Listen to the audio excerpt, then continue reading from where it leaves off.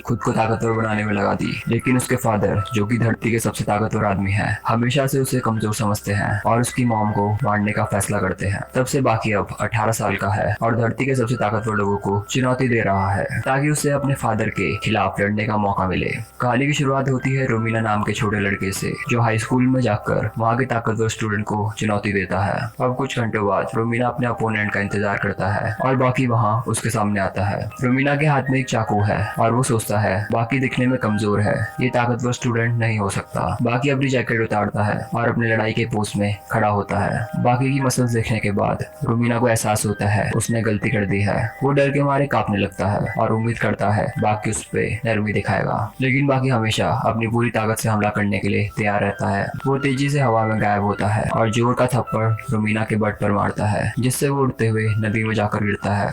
जैसे ही छोटा बच्चा किनारे पे आता है, बाकी उसकी तरफ दोस्ती का हाथ बढ़ाता है। बाकी नोटिस करता है इसके दोस्तों ने इस बच्चे को बुलेट करा था लड़ने के लिए। वो उससे कहता है वो उन लड़कों से 10 गुना ज्यादा ताकतवर है। तभी उनके पीछे एक फौजी दिखाई देता है, जो कि बाकी को कहता है उसके फादर, जो दुनिया के सबसे ताकतवर आदमी है, उसकी चुनौती स्वीकार कर ली है। अब उस फौजी के जाने के तुरंत बाद ही बाकी अपनी ट्रेनिंग शुरू कर देता है और हवा में पंच मारने लगता है। रोमिना को एहसास होता है कि वो शैडो बॉक्सिंग कर रहा है। ये एक ट्रेनिंग टेक्निक है जिसमें बाकी अपने दुश्मन की कल्पना करता है और अपनी कल्पना के अनुसार लड़ाई करता है। रोमिना बाकी के मूवमेंट्स को देखता है और उसे उसका दुश्मन दिखाई देने लगता है, जो कि पहले का कभी ना हारा हुआ बॉक्सिंग चैंपियन आयरन माइकल है। पर इससे भी ज्यादा चौंकाने वाली बात यह है कि बाकी इस इल्यूजन से मार भी खा रहा है, जिस कारण उसकी पूरी बॉडी में चोट लगने लगती है। बाकी की नाक से खून बहने लगता है और वो इस लड़ाई को खत्म करने का फैसला करता है। वो आगे बढ़ता है और अपने किक से उसका एक ही बारी में खात्मा करता है। बाकी उस बच्चे को अपने साथ घर ले जाता है। रोमिना उससे पूछता है वो अपने फादर से कैसे लड़ेगा, जो कि इस दुनिया के सबसे ताकतवर इंसान है। बाकी उसे बताता है उसके बेसमेंट में एक ताकतवर अपोनेंट है, ऐसा अपोनेंट जो कि लॉयन, टाइगर, एलिफेंट, यहाँ तक कि कैंसर भी उसके ट्रेनर को नहीं हरा सकता। अब वहाँ पहुंचने पर रोमिना दिखता है बाकी अपनी लड़ाई के पोस्ट में है और अचानक से वो दीवार के पीछे जाके गिरता है।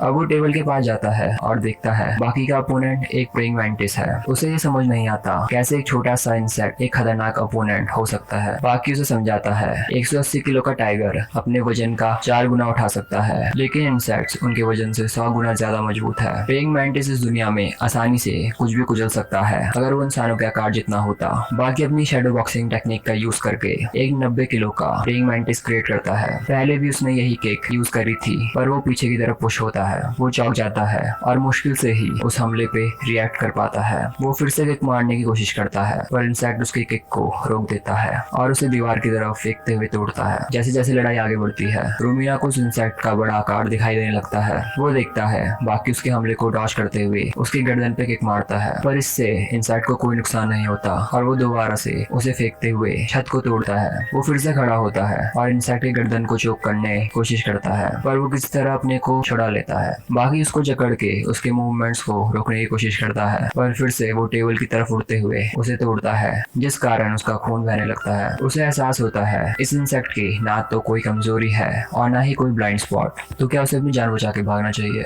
पर वो जानता था अगर वो अभी भाग जाएगा तो वो उस समय भी भागने की सोचेगा जब वो अपने फादर से लड़ रहा होगा। अपने चेहरे पे स्माइल रखते हुए वो फैसला करता है वो हर चीज का डट कर सामना करेगा। अब वो एक जोरदार चोट मैंटिस को पहुंचाता है, जिससे वो तुरंत ही पीछे हट जाता है। अब वो समझ जाता है कि उसका अपोनेंट टोरिकन टेक्निक के सामने कमजोर है। ये वही टेक्निक है जो कि मॉन्क ने बनाई थी जब उसने देखा था प्रेइंग मैंटिस एक स्पैरो के खिलाफ लड़ाई जीत गया था। उस दिन के बाद से उसने इंसेक्ट को देखते हुए अपनी लड़ने की टेक्निक को बनाया।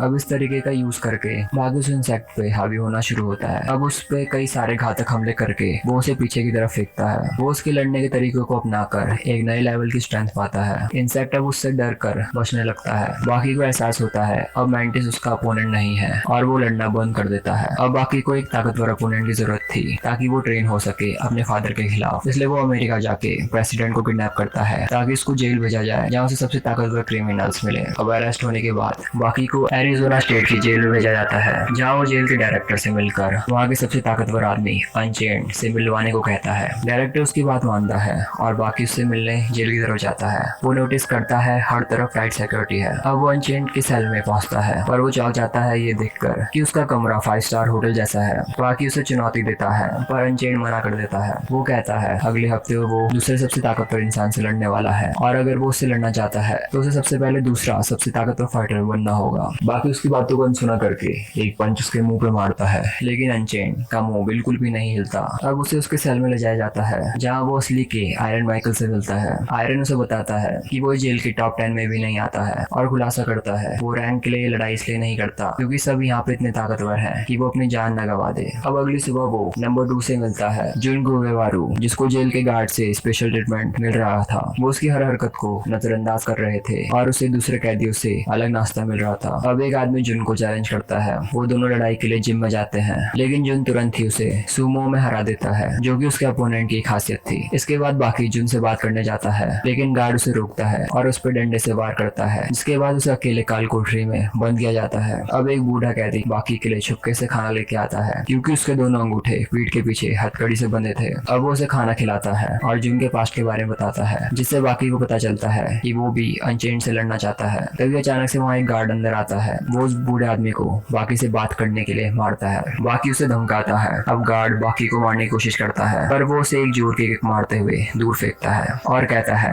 उसके हाथ बंधे होने का ये मतलब नहीं है कि वो लड़ नहीं सकता। वो अपनी हड्डियों को डिसलोकेट करता है और गार्ड को बुरी तरह मारता है। वो गार्ड को ऊपर से धक्का देता है, पर उसे बचा लेता है। अब अपने पुराने सेल में वापस आने के बाद बाकी जुन से कहता है वो उससे लड़ना चाहता है अनचेन से लड़ने के बाद। तभी उसी समय अनचेन दरवाजा तोड़कर अंदर आता है। अनचेन अपना लड़ने का कारण जुन को बताता है और कहता है उसके पास एडवांटेज है क्योंकि वो अपनी गर्लफ्रेंड के लिए लड़ रहा है। बाकी उनकी बातचीत को रोकते हुए उनको कॉलर से पकड़ लेता है, पर वो दोनों मिलकर एक जोरदार हमला उस पर करते हैं और वो दूर जाके गिरता है। अब अनचेन कहता है ये रुमाल उसकी गर्लफ्रेंड ने दिया है और उसको बच्चों की तरह सूंघने लगता है, लेकिन जुन उसके रुमाल पे थूकता है, जिससे लड़कियों की तरह वो चिल्लाते हुए अनचेन वहां से भागने लगता है। अब लड़ाई के दिन ग्राउंड में कोई सिक्योरिटी नहीं होती, तभी सब देखते हैं अनचेन अपनी पीठ पर बेड उठा के आ रहा है, जिसमें उसकी लवर मारिया है और उसकी खूबसूरती शब्दों में बयान नहीं की जा सकती। अब वो फैसला करते हैं उनकी लड़ाई एक गेम के जैसी होगी, जिसमें दोनों रुमाल की एक साइड को पकड़ेंगे और जो पहले रुमाल छोड़ेगा वो लूजर होगा। अब लड़ाई शुरू होती है। जुन अपना पहला परकट अनचेन को मारता है और फिर लगातार उस पे पंचेस की बारिश करता है।